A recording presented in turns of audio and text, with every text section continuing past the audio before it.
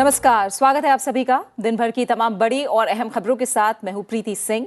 अगले आधे घंटे में होंगी देश और दुनिया की तमाम बड़ी खबरें, राज्यों की सुर्खियों और मौसम के हाल पर भी डालेंगे नजर। आइए शुरुआत करते हैं हेडलाइंस के साथ। भारत ऑस्ट्रेलिया आर्थिक सहयोग और व्यापार समझौता लागू। प्रधानमंत्री ने कहा, आर्थिक संबंधों की विशाल क्षमता के खुलेंगे दरवाजे। अगले साल कम से कम 2 और एफटीए की उम्मीद। प्रवासी मतदाताओं के लिए चुनाव आयोग की शानदार पहल। रिमोट इलेक्ट्रॉनिक वोटिंग मशीन का मॉडल तैयार।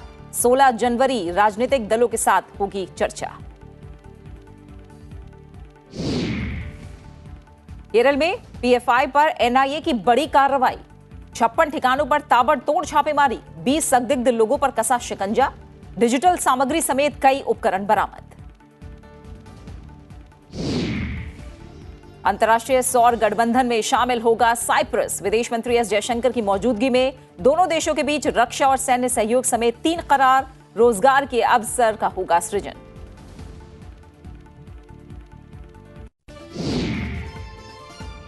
और चीन और ताइवान के बीच चरम पर तनाव। ताइवान को एंटी टैंक सिस्टम बेचेगा अमेरिका। ताइपे को टैंक रोधी बारूदी सुरंग बिछाने वाली प्रणाली की बिक्री को मंजूरी।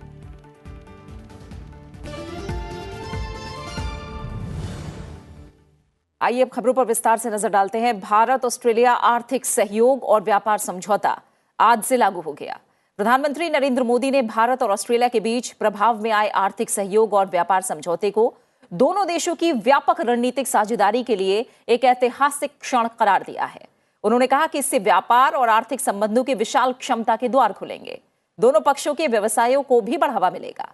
वहीं वाणिज्य मंत्री पीयूष गोयल ने कहा है कि अगले 5 से 7 वर्षों में भारतीय आईटी कंपनियों का ऑस्ट्रेलिया को निर्यात बढ़कर 1 अरब अमेरिकी डॉलर हो जाएगा, जो इस समय 20 करोड़ डॉलर है। समझौते के बाद ऑस्ट्रेलिया भेजे जाने वाले पहले भारतीय माल के लिए मूल प्रमाण पत्र सौंपने के बाद उन्होंने कहा कि एफटीए से कपड़ा, रत्न और आभूषण और सूचना प्रौद्योगिकी सहित कई क्षेत्रों को लाभ होगा। साथ ही उन्होंने यह भी कहा कि भारत ने 2019 में जिस क्षेत्रीय व्यापार आर्थिक भागीदारी को छोड़ दिया था, वो आर्थिक रूप से विवेकपूर्ण और समझदारी भरा फैसला था।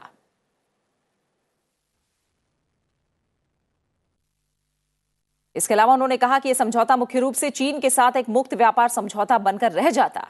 केंद्रीय वाणिज्य मंत्री पीयूष गोयल ने उम्मीद जाहिर की है कि 2023 में कम से कम 2 और मुक्त व्यापार समझौतों पर हस्ताक्षर होंगे। उन्होंने कहा कि ब्रिटेन, यूरोपीय संघ और कनाडा के साथ बातचीत होनी है। भारत आज मजबूती के साथ बात करता है। हम विश्वास के साथ बातचीत करते हैं। इस साल देश कम से कम 2 एफटीए पर हस्ताक्षर करेगा। उन्होंने उम्मीद जताई है कि 2 और एफटीए पर जल्द ही हस्ताक्षर होंगे। भारत ऑस्ट्रेलिया ने समझौते पर इस वर्ष 2 अप्रैल को हस्ताक्षर किए थे। ये 1 दशक के बाद किसी भी विकसित देश के साथ भारत का पहला व्यापार समझौता है। Blessing that we are all receiving in the form of this agreement entering into force today. 1st May was when the UAE agreement entered into force, and today on Guru Gobind Singh Ji's Jayanti, with this agreement with Australia entering into force, I think 2 agreements within a calendar year is a matter of great joy and celebration for all of us. So truly a matter of great joy and satisfaction. 2 agreements with 2 countries with large per capita incomes, large market potential in a variety of areas: pharmaceuticals, textiles, chemicals, gem and jewelry, leather and sportswear. And Australia is a sporting nation. A lot of potential for finished products to Australia because they hardly manufacture anything. They are largely a raw material and intermediate producing country. So it's a complete win-win. We will get cheaper raw materials for Indian industry, which will help us become more competitive to serve the world markets, which will also help us to serve Indian consumers with better quality goods at more affordable and competitive prices. Cyprus ने International Solar Alliance में शामिल होने की इच्छा जताई है। आज इस बारे में विदेश मंत्री एस जयशंकर और साइप्रस के विदेश मंत्री लोनिस कोसुलिडे के बीच निकोसिया में एक फ्रेमवर्क समझौते पर हस्ताक्षर हुए हैं। दोनों देशों के बीच रक्षा संबंधों को मजबूत करने के लिए भी एक एमओयू पर हस्ताक्षर हुए।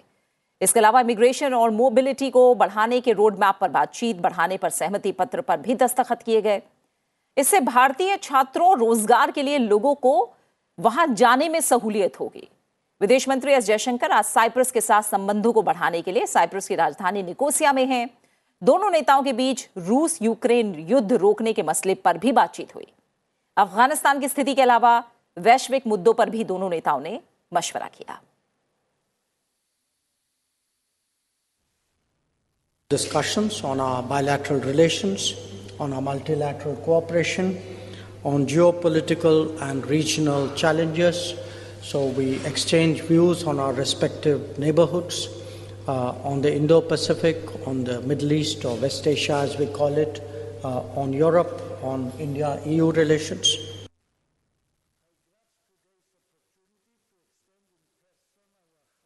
Gratitude and sincere appreciation of India's long-standing principled stance in our continued efforts for the reunification of Cyprus, expressed by your country's support in the UN Security Council on the issue of Arusha and the resolutions for the renewal of the AFISIP mandate. निर्वाचन आयोग मतदान प्रक्रिया में बड़े स्तर के बदलाव की तैयारी कर रहा है। इससे अब देश में कहीं से भी अपने निर्वाचन क्षेत्र में वोट डालना संभव हो जाएगा। निर्वाचन आयोग ने घरेलू प्रवासी मतदाताओं के लिए रिमोट इलेक्ट्रॉनिक वोटिंग मशीन का एक शुरुआती मॉडल तैयार किया है और इसे दिखाने के लिए राजनीतिक दलों को 16 जनवरी को बुलाया गया है।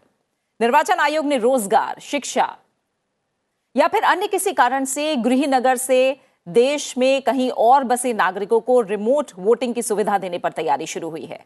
इसमें देश में कहीं से भी अपनी गृह या मूल निर्वाचन क्षेत्र के लिए मतदान करना संभव होगा। इससे प्रवासी मतदाताओं को मतदान के लिए वापस अपने गृह राज्य या नगर जाने के झंझट से मुक्ति मिल जाएगी। चुनाव आयोग ने prototype remote electronic voting machine विकसित की है। यह एक रिमोट पोलिंग बूथ से ही 72 तक निर्वाचन क्षेत्रों का मतदान करा सकती है। भारत निर्वाचन आयोग ने प्रोटोटाइप आरवीएम के प्रदर्शन के लिए राजनीतिक दलों को आमंत्रित किया है। कानूनी, प्रक्रियात्मक, प्रशासनिक और जो टेक्नोलॉजी से संबंधित चुनौतियां हैं उन पर राजनीतिक दलों की राय जानने के लिए कॉन्सेप्ट नोट जारी किया गया है। एनआईए ने आज केरल में प्रतिबंधित इस्लामिक संगठन पॉपुलर फ्रंट ऑफ इंडिया के नेताओं के आवास सहित कई स्थानों पर छापेमारी की है। छापेमारी की कार्रवाई के दौरान धार हथियार, अपराध में संलिप्तता की संकेत करने वाली सामग्री और डिजिटल उपकरण भी बरामद किए गए। छापेमारी की कार्रवाई 12 जिलों में पीएफआई के 7 राज्य कार्यकारी समिति के सदस्यों और जोनल प्रमुख, 15 शारीरिक प्रशिक्षकों और 7 काडरों के आवास पर की गई, जो हथियारों का इस्तेमाल करने का प्रशिक्षण देते थे। एनआईए के अधिकारियों ने बताया है कि 20 संदिग्धों के खिलाफ भी कार्रवाई की गई है। सबसे अधिक एर्नाकुलम जिले में 13 जगहों पर छापेमारी की कार्रवाई की गई। एनआईए की अगुवाई में जांच एजेंसी की टीम ने देश में आतंकवादी गतिविधियों का समर्थन करने के आरोप में सितंबर में 15 राज्यों में कई जगहों पर एक साथ छापेमारी करके कट्टरपंथी संगठन के शीर्ष नेताओं सहित कई पदाधिकारियों को गिरफ्तार किया था। अधिकारियों ने तब इस बड़ी कार्रवाई को पीएफआई के खिलाफ अब तक की सबसे बड़ी जांच प्रक्रिया बताया था। बात कोविड से जुड़े अपडेट की। केंद्रीय स्वास्थ्य मंत्री डॉक्टर मनसुख मंडाविया ने कुछ देशों में कोविड-19 के मामलों में बढ़ोतरी के मद्देनजर फार्मा कंपनियों के साथ आवश्यक दवाओं और ड्रग्स की स्थिति की समीक्षा की। उन्होंने फार्मा कंपनियों को वैश्विक आपूर्ति श्रृंखला पर कड़ी नजर रखने के लिए कहा है। साथ ही कोविड की दवाओं सहित सभी दवाओं का पर्याप्त स्टॉक और उपलब्धता सुनिश्चित करने का निर्देश दिया है। सरकार ने पीपीई किट, मास्क, वेंटिलेटर और पैरासिटामोल जैसी कुछ दवाओं के निर्यात पर कड़ी निगरानी रखना भी शुरू कर दिया है। इसका उद्देश्य संक्रमण के मामले बढ़ने की स्थिति में किसी भी आपात स्थिति से निपटने के लिए तैयार रहना है। अधिकारियों के मुताबिक हम इन सभी उत्पादों के निर्यात पर लगातार नजर रख रहे हैं। उचित निर्णय के लिए हालात की निगरानी हो रही है। हालांकि इस समय स्थिति चिंताजनक नहीं है, लेकिन ये बात जरूर है कि हर तरह की स्थिति से निपटने के लिए तैयारी रहनी चाहिए और इसके लिए घरेलू जरूरतों का ध्यान रखना होगा। सरकार यही कोशिश कर रही है। सरकार ने महामारी से निपटने के लिए 2020 में पीपीई किट, सैनिटाइजर, दस्ताने, परीक्षण किट, सिरिंज, रेमडेसिविर और अन्य दवाओं समेत अलग अलग उत्पादों के निर्यात पर पाबंदी लगाई थी। सभी राज्यों और केंद्र शासित प्रदेशों से तैयार रहने के निर्देश दिए गए हैं। प्रधानमंत्री नरेंद्र मोदी और स्वास्थ्य मंत्री मनसुख मंडाविया मामले बढ़ने की किसी भी संभावित स्थिति से निपटने की तैयारियों का जायजा लेने के लिए बैठकें भी कर चुके हैं। बैंकों का एनपीए का अनुपात सितंबर के अंत में घटकर 7 साल के निचले स्तर 5% पर आ गया है। केंद्रीय बैंक ने कहा है कि बैंक व्यवस्था मजबूत बनी हुई है और उनके पास पर्याप्त पूंजी है। आरबीआई ने वित्तीय स्थिति रिपोर्ट के 26वें अंक में कहा कि कई अड़चनों की वजह से वैश्विक अर्थव्यवस्था के समक्ष मंदी का जोखिम है। भारत मजबूत वैश्विक चुनौतियों का सामना कर रहा है। हालांकि मुद्रास्फीति अभी ऊंची है, लेकिन आरबीआई ने तेजी से मौद्रिक नीति कार्रवाई और आपूर्ति पक्ष में हस्तक्षेप के जरिए उपयुक्त कदम उठाए हैं। गवर्नर शक्तिकांत दास ने कहा है कि रिजर्व बैंक और अन्य वित्तीय नियामक सतर्क हैं और वो वित्तीय प्रणाली की स्थिरता सुनिश्चित करने के लिए तैयार हैं। भारतीय रिजर्व बैंक की ओर से जारी आंकड़ों के मुताबिक उच्च व्यापार घाटे के चलते चालू वित्त वर्ष की दूसरी तिमाही में देश का चालू खाता घाटा बढ़ा है। एक नजर कुछ और मुख्य समाचारों पर। राष्ट्रपति द्रौपदी मुर्मू ने जी नारायणम्मा प्रौद्योगिकी और विज्ञान संस्थान और महिला दक्षता समिति कॉलेजों के छात्रों को संबोधित किया। उन्होंने कहा कि टेक्नोलॉजी का लाभ दूर दराज के इलाकों और सबसे गरीब लोगों तक पहुंचना चाहिए। प्रधानमंत्री नरेंद्र मोदी 30 दिसंबर को पश्चिम बंगाल का दौरा करेंगे। वो राज्य में 7,800 करोड़ रुपए से अधिक मूल्य की परियोजनाओं का शिलान्यास और लोकार्पण करेंगे। प्रधानमंत्री कोलकाता में राष्ट्रीय गंगा परिषद की दूसरी बैठक की अध्यक्षता भी करेंगे। केंद्रीय गृह मंत्री अमित शाह ने आज दिल्ली में बीएसएफ के प्रहरी मोबाइल ऐप और 13 मैनुअल के संशोधित संस्करण का लोकार्पण किया। अब जवान व्यक्तिगत और सेवा संबंधी जानकारी, आवास, आयुष्मान, सीएपीएफ और अवकाश से संबंधित जानकारी अपने मोबाइल पर प्राप्त कर सकते हैं। देश का खनिज उत्पादन अक्टूबर में 1 साल पहले की इसी महीने की तुलना में 2.5% बढ़ा है।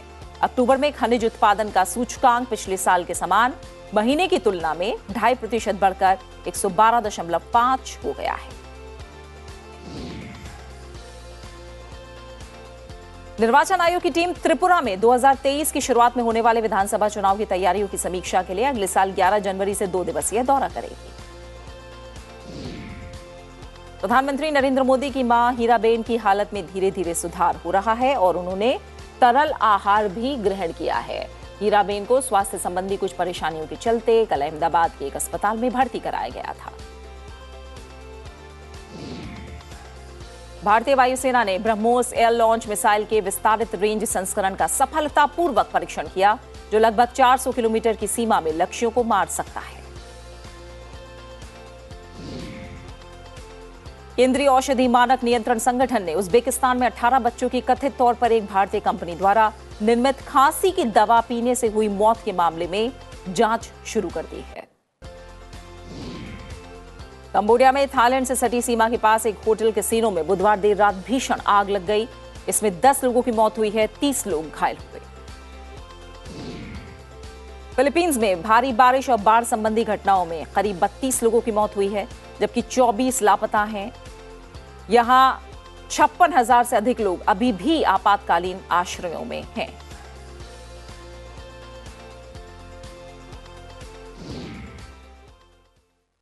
खबरें लगातार जारी हैं, आप बने रहे हमारे साथ। हम लौट रहे हैं एक छोटे से ब्रेक के बाद और ब्रेक के उस पार होंगी राज्यों से जुड़ी तमाम बड़ी सुर्खियां।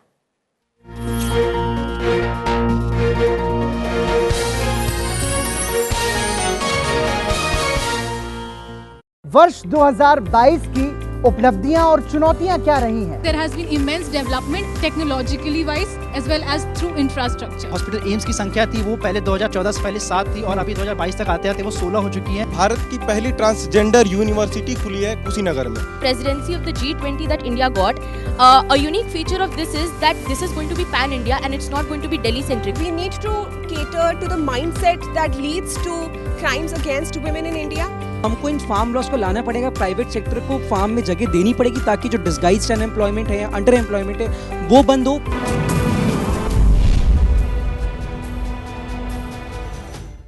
We will discuss the landmark outcomes of the United Nations Biodiversity Conference, COP15. How significant was COP15 compared to earlier COPs? We have a 10-year framework now, which is popularly called as the Post-2020 Global Biodiversity Framework. The world community recognized the importance of financing, particularly the resource mobilization. Good progress has been made by recognizing the need for the special fund that will be set up.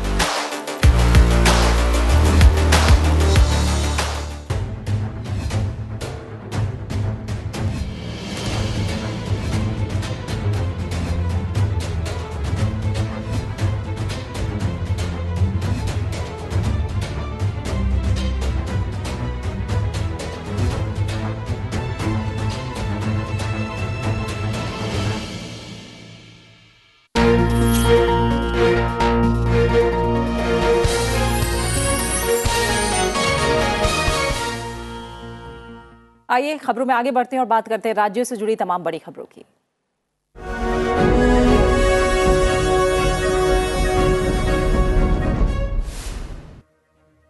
Andhra Pradesh के मुख्यमंत्री YS Jaganmohan Reddy ने केंद्रीय गृह मंत्री अमित शाह से मुलाकात की और पोलावरम परियोजना सहित राज्य से जुड़े कई मुद्दों पर चर्चा की। महाराष्ट्र के उप मुख्यमंत्री देवेंद्र फडणवीस ने विधानसभा में कहा है कि राज्य जब तक सांगली और कोल्हापुर में बाढ़ के प्रभाव के आकलन का काम पूरा नहीं कर लेता तब तक वो कर्नाटक को कृष्णा नदी पर बने अलमाटी बांध की ऊंचाई बढ़ाने के काम को रोकने के लिए कहेगा। उत्तर प्रदेश के मुख्यमंत्री योगी आदित्यनाथ ने किसानों को उनकी उपज का उचित मूल्य, बेहतर ब्रांडिंग और सही बाजार के लिए लखनऊ में एग्री मॉल स्थापित करने के निर्देश दिए हैं। उत्तर प्रदेश सरकार ने शहरी स्थानीय निकाय चुनाव बिना ओबीसी आरक्षण के करने संबंधी इलाहाबाद उच्च न्यायालय के आदेश के खिलाफ सुप्रीम कोर्ट का रुख किया है। 27 दिसंबर को हाईकोर्ट ने राज्य सरकार की अधिसूचना को रद्द करते हुए बिना ओबीसी आरक्षण के चुनाव कराने का आदेश दिया था। उत्तराखंड के मुख्यमंत्री पुष्कर सिंह धामी ने देहरादून में खेल महाकुंभ 2022 का शुभारंभ किया। उन्होंने कहा कि इस वर्ष खेल महाकुंभ में हिस्सा लेने वाले खिलाड़ियों की संख्या पिछले साल की तुलना में दुगनी हो गई है। आंध्र प्रदेश में नेल्लूर जिले के कंदुकुर में तेलुगु देशम पार्टी की ओर से आयोजित एक कार्यक्रम में भगदड़ मचने की घटना में जान गंवाने वालों की संख्या बढ़कर 8 हो गई है। प्रधानमंत्री ने हादसे पर दुख जताते हुए राहत राशि की घोषणा की है। आईसीआईसीआई बैंक वीडियोकॉन ऋण धोखाधड़ी मामले में सीबीआई की विशेष अदालत ने चंदा कोचर, दीपक कोचर और वीएन धूत को 14 दिन की न्यायिक हिरासत में भेजा है। आंध्र प्रदेश के प्रकाशम में हाईवे पर फाइटर प्लेन उतारने का ट्रायल सफल रहा। आपातकालीन स्थिति में कोई भी फाइटर प्लेन हाईवे पर भी लैंड हो सकेगा।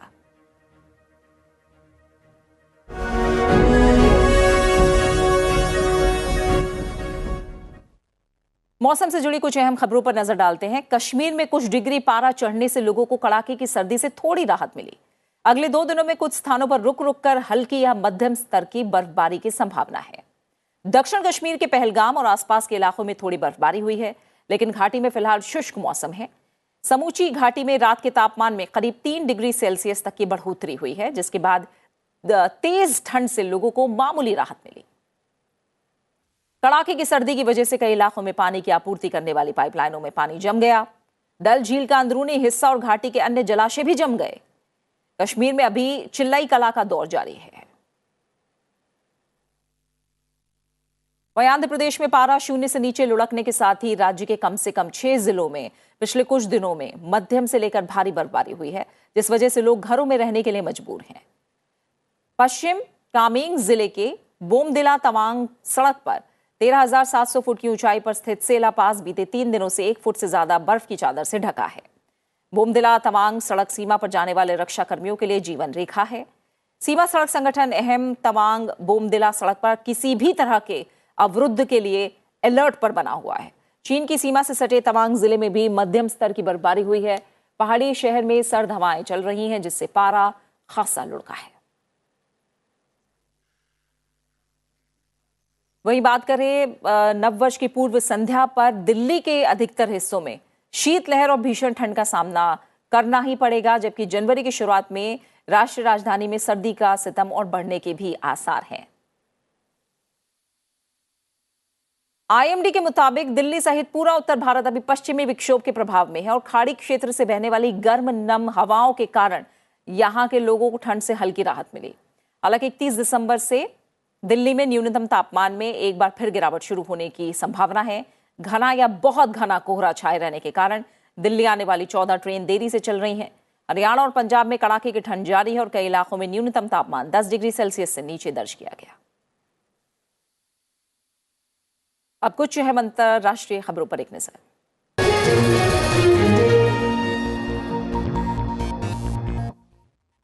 अमेरिका के विदेश मंत्रालय ने ताइवान पर चीन के बढ़ते सैन्य खतरे को देखते हुए ताइपे को टैंक रोधी बारूदी सुरंग बिछाने वाली प्रणाली की बिक्री करने के लिए मंजूरी दे दी। वोल्केनो सिस्टम और इससे संबंधित उपकरणों की अनुमानित कीमत करीब $18 करोड़ होगी। ये प्रणाली टैंक रोधी और बारूदी सुरंग को जमीनी वाहन या हेलीकॉप्टर की मदद से बिछाने में सक्षम है। इस घोषणा से संकेत मिलता है कि ताइवान वाहन से बिछाई जाने वाली बारूदी सुरंग प्रणाली खरीदेगा। कुछ विशेषज्ञों का मानना है कि ताइवान को चीन के संभावित हमले को रोकने या पीछे धकेलने के लिए इस तरह के हथियार की जरूरत है। ताइवान के रक्षा मंत्रालय ने सोमवार को यह भी बताया था कि चीन की सेना ने अपनी ताकत दिखाने के लिए 24 घंटे के भीतर 71 विमान और 7 पोत उसकी ओर भेजे हैं। ताइवान स्वशासित द्वीप है जिसे चीन अपना हिस्सा बताता है। यूक्रेन में अधिकारियों ने कहा है कि देश की राजधानी कीव समेत कई क्षेत्र रूस के मिसाइल हमले का सामना कर रहे हैं। देश के कई क्षेत्रों में तड़के हवाई हमले के प्रति चौकन्ने करने वाले सायरन बजने लगे। कीव में क्षेत्रीय प्रशासन ने कहा कि जारी मिसाइल हमले से बचाव के लिए वायु रक्षा प्रणाली को सक्रिय कर दिया गया है। कीव में विस्फोटों की आवाज सुनी गई। यूक्रेन के महत्वपूर्ण प्रतिष्ठानों पर रूसी हमले की कड़ी जो है वो ये ताजा कड़ी है और मॉस्को अक्टूबर से हर हफ्ते इस तरह के हमले कर रहा है।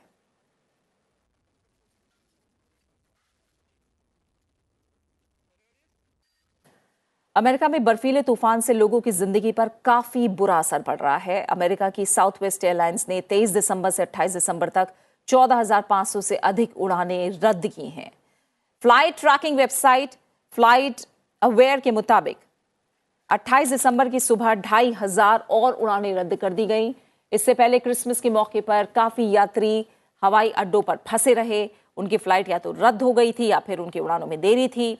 अटलांटा, शिकागो, डेनवर, डेट्रॉयट और न्यूयॉर्क तक एयरपोर्ट्स का बुरा हाल है।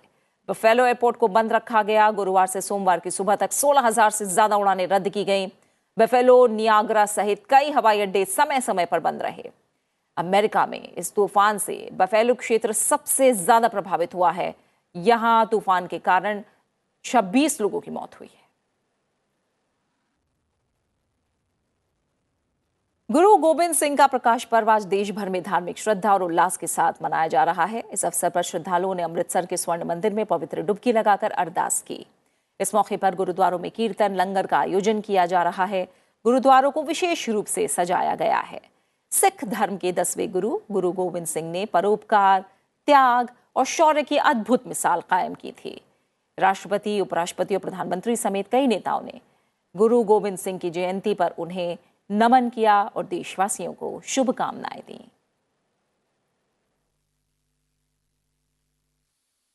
और इसी के साथ फिलहाल इस बुलेटिन में इतना ही। गुरु गोविंद सिंह की जयंती पर अमृतसर के स्वर्ण मंदिर को रंग बिरंगी लाइटों से सजाया गया और आतिशबाजी भी की गई। बुलेटिन में फिलहाल इतना ही, लेकिन जाते जाते आपको छोड़ जाते प्रकाश पर्व की इन तस्वीरों के साथ। अपना अच्छे से ख्याल रखिए और मुझे दीजिए इजाजत। नमस्कार।